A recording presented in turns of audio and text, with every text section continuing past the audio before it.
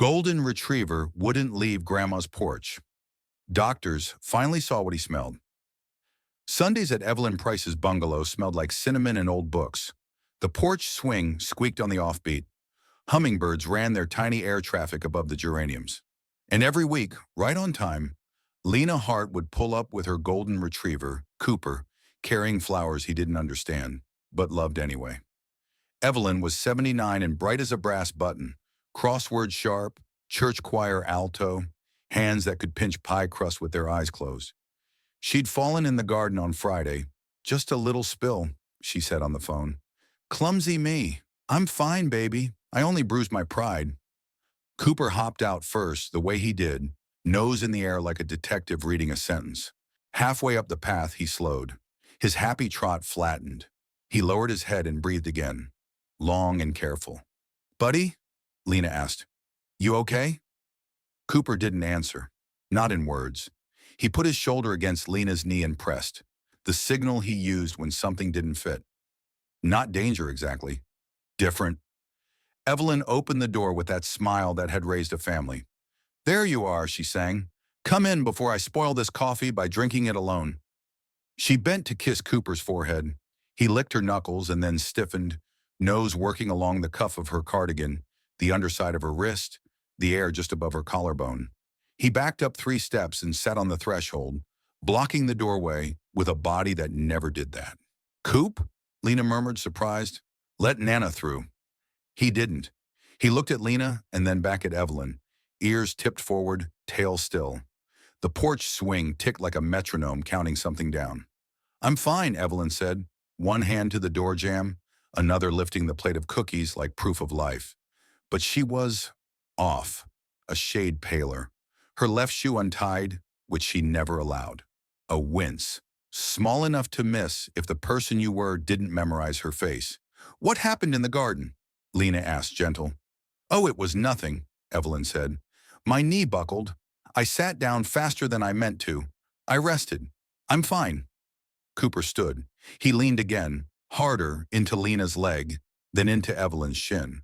He wasn't letting anyone pass without a decision. Okay, Lena said, heartbeat climbing. New plan. We sit on the porch. I'll get you water. She texted the neighbor before she could second guess. Mr. Alvarez, you home? Could you pop over a sec? He'd lived next door since Lena was 8, which is the same thing as being family in some neighborhoods. He arrived in 2 minutes with a blood pressure cuff he kept for his own stubborn heart. What's wrong? Probably nothing, Lena said. But Cooper's being Cooper. Evelyn rolled her eyes affectionately and offered her wrist. The cuff hummed. 138.82. Not terrible. Pulse a little fast. Mr. Alvarez frowned at the uneven beat under his fingers. You dizzy? He asked. Just tired, she said. Sit down, both of you. You're making the porch tilt. Cooper whined, low, a note he saved for storms. Lena's brain did the math. Small fall plus off color plus off rhythm plus a dog who never made scenes making one. She dialed anyway. 911, my grandmother fell 2 days ago. She says she's fine. My dog says she isn't. They sent Medic 14 because sometimes dispatchers listen for the sentences between the lines. Paramedic Trent Collins stepped onto the porch with boots that didn't scuff. He took a history. He asked the right questions. He checked pupils. He didn't make anyone feel silly. Headache? He asked. Evelyn hesitated. It's been nagging me, she admitted. Behind my eyes. I thought it was these terrible reality shows. Blood thinners? He asked. She nodded. What about nausea? A little yesterday, she said. I blame the leftover meatloaf. Trent looked at Cooper, who had not moved from the doorway, chest expanding, slow like a metronome for courage. He always like this? Never, Lena said. He loves Nana's house. He loves doorways. Trent met her eyes. We can decline transport if she wants, or we can go get a CT and rule out what keeps me awake sometimes. Let's go, Evelyn said, universal patient code for, I've decided to let someone else be in charge for a minute. Cooper allowed the movement, then followed to the steps and sat, sentinel still, as they loaded. Coop, Lena said, I'll call you from the ER. Promise. He stayed planted on the porch, gaze never leaving the ambulance until it turned the corner.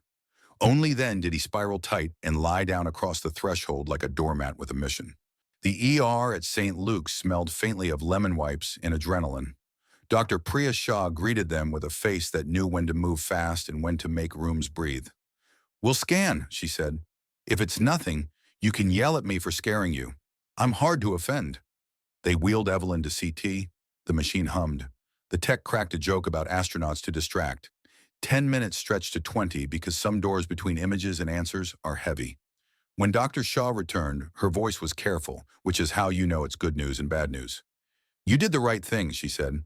"There's a subdural hematoma, a slow brain bleed, on the right. It's small, but it's there. If you hadn't come, it could have gotten much bigger." Lena's knees went off duty. She sat. "From the fall?"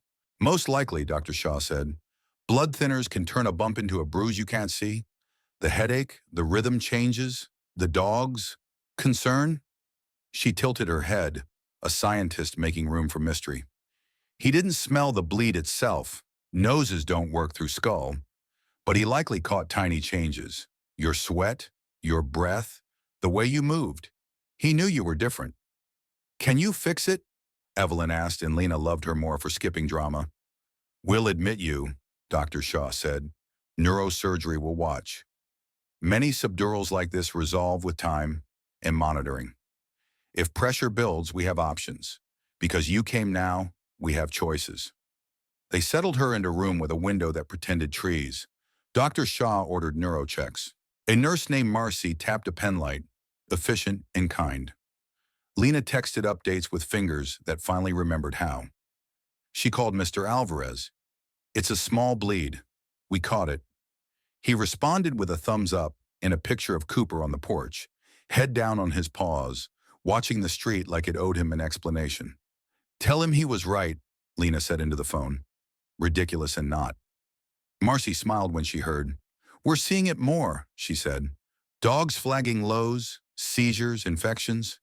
They pay attention to us better than we do." At midnight, the neurosurgeon stopped by, a woman whose scrubs had forgotten what wrinkle-free meant. "Still small," she said, tapping the screen.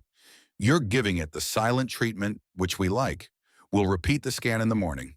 "Could we call my dog?" Evelyn asked, as if the question were silly.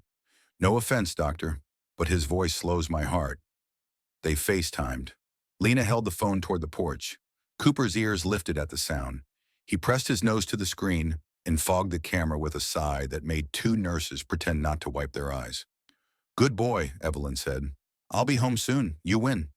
The morning scan made believers out of people who don't usually need faith. No change. No expansion. Plan. Observe. Rest. Go home by Wednesday if the line held.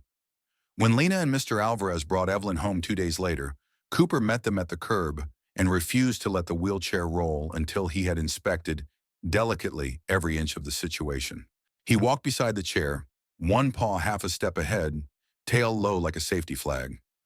At the porch, he paused, checked the threshold, and then stepped aside like a doorman who'd finally let his shift end.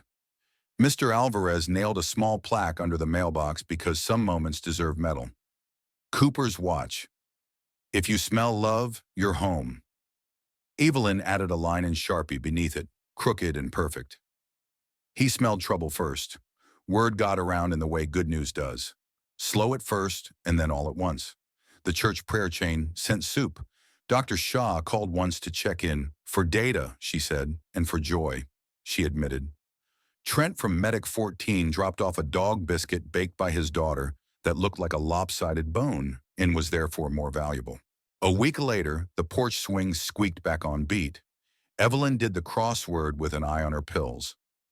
Lena brought flowers and the promise of fewer recipes involving ladders. Cooper lay across the doorway like punctuation at the end of a sentence that could have gone another way. "You're never going to let me live this down," Evelyn told him. He thumped his tail once. "Meaning, correct. Sometimes a save isn't dramatic. No sirens, no hero music.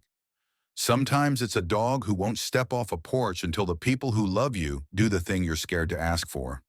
Sometimes doctors only see what a dog already knew, with a CT, with numbers, with proof that lets the world sign off on a nose that doesn't need it. If this story softens something in you, like and share it. Subscribe to Next Kindness, where the next thing that happens is grace.